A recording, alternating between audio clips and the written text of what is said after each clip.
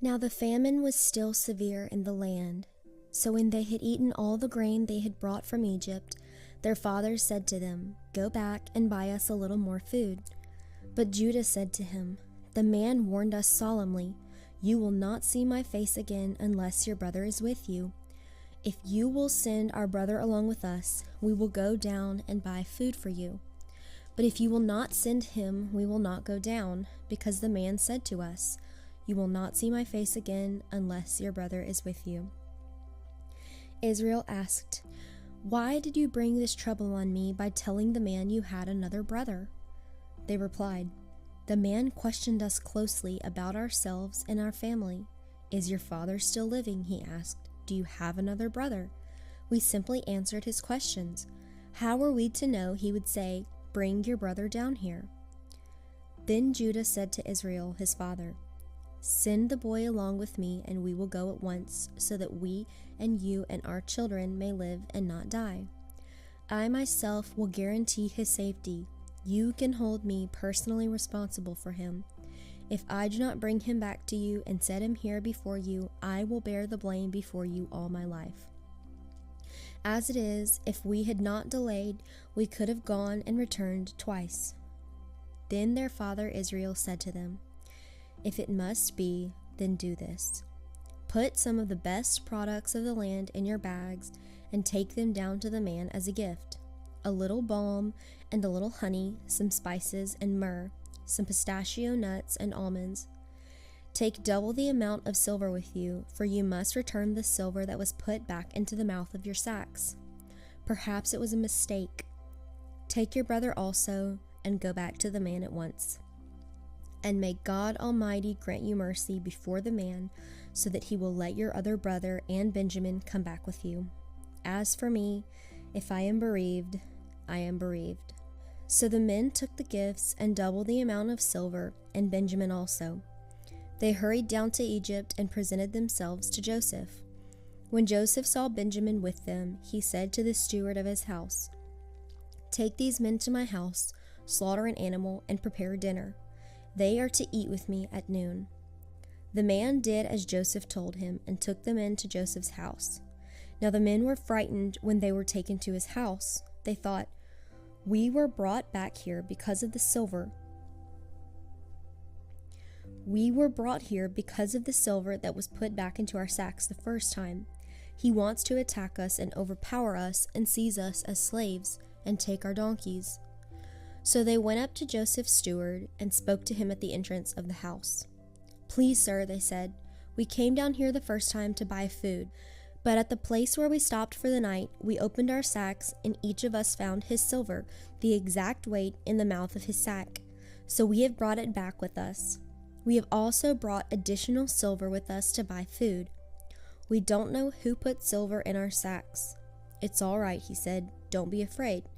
Your God, the God of your father, has given you treasure in your sacks. I received your silver."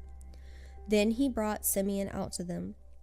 The steward took the men into Joseph's house, gave them water to wash their feet, and provided fodder for their donkeys. They prepared their gifts for Joseph's arrival at noon, because they had heard that they were to eat there. When Joseph came home, they presented to him the gifts they had brought into his house, and they bowed down before him to the ground. He asked them how they were, and then he said, "How is your aged father you told me about? Is he still living?" They replied, "Your servant our father is alive and well," and they bowed low to pay him honor. As he looked about and saw his brother Benjamin, his own mother's son, he asked, "Is this your youngest brother, the one you told me about?" He said, "God be gracious to you, my son."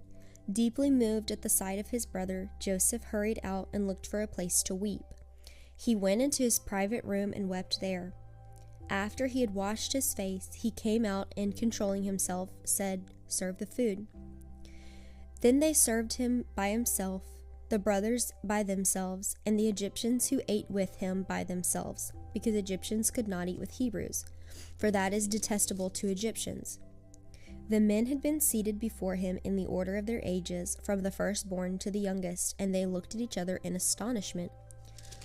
When portions were served to them from Joseph's table, Benjamin's portion was 5 times as much as anyone else's, so they feasted and drank freely with him. Now Joseph gave these instructions to the steward of his house: "Fill the men's sacks with as much food as they can carry, and put each man's silver in the mouth of his sack. Then put my cup, the silver one, in the mouth of the youngest one's sack, along with the silver for his grain." And he did as Joseph said. As the morning dawned, the men were sent on their way with their donkeys. They had not gone far from the city when Joseph said to his steward, "Go after those men at once, and when you catch up with them, say to them, 'Why have you repaid good with evil? Isn't this the cup my master drinks from and also uses for his divination? This is a wicked thing you've done.'" When he caught up with them, he repeated these words to them, but they said to him, "Why does my lord say such things? Far be it from your servant to do anything like that. We even brought back to you from the land of Canaan the silver we found inside the mouths of our sacks. So why would we steal silver or gold from your master's house? If any of your servants is found to have it, he will die, and the rest of us will become my lord's slaves." "Very well then," he said, "let it be as you say. Whoever is found to have it will become my slave. The rest of you will be free from blame." Each of them quickly lowered his sack to the ground and opened it. Then the steward proceeded to search, beginning with the oldest and ending with the youngest. And the cup was found in Benjamin's sack. At this they tore their clothes. Then they all loaded their donkeys and returned to the city. Joseph was still in the house when Judah and his brothers came in, and they threw themselves to the ground before him. Joseph said to them, "What is this you have done? Don't you know that a man like me can find things out by divination?" "What can we say to you, my lord?" Judah replied. "What can we say? How can we prove our innocence? God has uncovered your servant's guilt. We are now my lord's slaves, we ourselves and the one who was found to have the cup." But Joseph said, "Far be it from me to do such a thing. Only the man who was found to have the cup will become my slave. The rest of you go back to your father in peace." Then Judah went up to him and said, "Please, my lord, let your servant speak a word to my lord. Do not be angry with your servant, though you are equal to Pharaoh himself." My lord asked his servants, "Do you have a father or brother?" And we answered, "We have an aged father, and there is a youngest son born to him in his old age. His brother is dead, and he is the only one of his mother's sons left, and his father loves him." Then you said to your servants, "Bring him down to me so I can see him for myself." And we said to my lord, "The boy cannot leave his father. If he leaves him, his father will die." But you told your servants, "Unless your youngest brother comes down with you, you will not see my face again." When we went back to your servant, my father, we told him what my lord had said. Then our father said, "Go back and buy a little more food." But we said, "We cannot go down. Only if our youngest brother is with us will we go. We cannot see the man's face unless our youngest brother is with us." Your servant my father said to us, "You know that my wife bore me 2 sons. One of them went away from me," I said. "He has surely been torn to pieces, and I have not seen him since. If you take this one from me too, and harm comes to him, you will bring my gray head down to the grave in misery. So now if the boy is not with us when I go back to your servant my father, and if my father, whose life is closely bound up with the boy's life, sees that the boy isn't there, he will die. Your servants will bring the gray head of our father down to the grave in sorrow." Your servant guaranteed the boy's safety to my father. I said, "If I do not bring him back to you, I will bear the blame before you, my father, all my life. Now then, please let your servant remain here as my lord's slave in place of the boy, and let the boy return with his brothers. How can I go back to my father if the boy is not with me?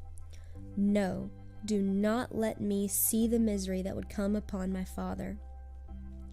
Then Joseph could no longer control himself before all his attendants, and he cried out, "Have everyone leave my presence." So there was no one with Joseph when he made himself known to his brothers, and he wept so loudly that the Egyptians heard him, and Pharaoh's household heard about it. Joseph said to his brothers, "I am Joseph. Is my father still living?" But his brothers were not able to answer him because they were terrified at his presence. Then Joseph said to his brothers, "Come close to me." When they had done so, he said, "I am your brother Joseph, the one you sold into Egypt. And now do not be distressed, and do not be angry with yourselves for selling me here, because it was to save lives that God sent me ahead of you. For 2 years now there has been famine in the land, and for the next 5 years there will not be plowing and reaping. But God sent me ahead of you to preserve for you a remnant on earth and to save your lives by a great deliverance. So then, it was not you who sent me here, but God. He made me father to Pharaoh, lord of his entire household, and ruler of all Egypt. Now hurry back to my father and say to him, 'This is what your son Joseph says. God has made me lord of all Egypt. Come down to me. Don't delay. You shall live in the region of Goshen and be near me, you, your children and grandchildren, your flocks and herds, and all you have. I will provide for you there, because 5 years of famine are still to come. Otherwise, you and your household and all who belong to you will become destitute. You can see for yourselves, and so can my brother Benjamin, that it is really I who am speaking to you. Tell my father about all the honor accorded me in Egypt, and about everything you have seen, and bring my father down here quickly.' Then he threw his arms around his brother Benjamin and wept, and Benjamin embraced him, weeping. And he kissed all his brothers and wept over them. Afterward his brothers talked with him. When the news reached Pharaoh's palace that Joseph's brothers had come, Pharaoh and all his officials were pleased. Pharaoh said to Joseph, 'Tell your brothers, do this. Load your animals and return to the land of Canaan, and bring your father and your families back to me. I will give you the best of the land of Egypt, and you can enjoy the fat of the land.' You are also directed to tell them, 'Do this. Take some carts from Egypt for your children and your wives, and get your father and come. Never mind about your belongings, because the best of all Egypt will be yours.' So the sons of Israel did this. Joseph gave them carts as Pharaoh had commanded, and he also gave them provisions for their journey. To each of them he gave new clothing, but to Benjamin he gave 300 shekels of silver and 5 sets of clothes.